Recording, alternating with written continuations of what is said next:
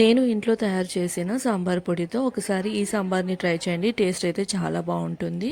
సాంబార్ పొడి లింక్ వచ్చేసి నేను కింద పిన్ చేస్తాను.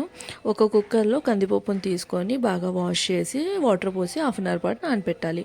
ఒక చిన్న నిమ్మకాయ సైజ్ అంతా చింతపండుని తీసుకొని తర్వాత వాటర్ పోసి ఒక 10 మినిట్స్ అయితే నానబెట్టుకోవాలి. ఇప్పుడు కందిపప్పులో పసుపు వాటర్ పోసి ఒక 6 విజిల్స్ వచ్చేంత వరకు అయితే కుక్ చేసుకోవాలి. విజిల్ పోయిన తర్వాత కుక్కర్ మూత తీసి మెత్తగా మెదుపుకోవాలి. తర్వాత మనం ఒక కడాయిలో నూనె వేసి ఆవాలు, జీలకర్ర, ఆనియన్స్, టమాటో ఇంకా వంకాయలు మగ్గేంత వరకు కుక్ చేయాలి. తర్వాత ఇందులో పసుపు, కారము, ఎండుమిర్చి, కరివేపాకు, మనం మ్యాష్ చేసి పెట్టుకున్న పప్పును వేసి కన్సిస్టెన్సీకి తగిన విధంగా వాటరు, చింతపండు రసము, ఇంకా రుచికి సరిపడా ఉప్పు, ఇంకా సాంబార్ పొడి, కొత్తిమీర వేసి ఒక 10 మినిట్స్ కుక్ చేస్తే సాంబార్ అనేది రెడీ. మీరు ట్రై చేయండి.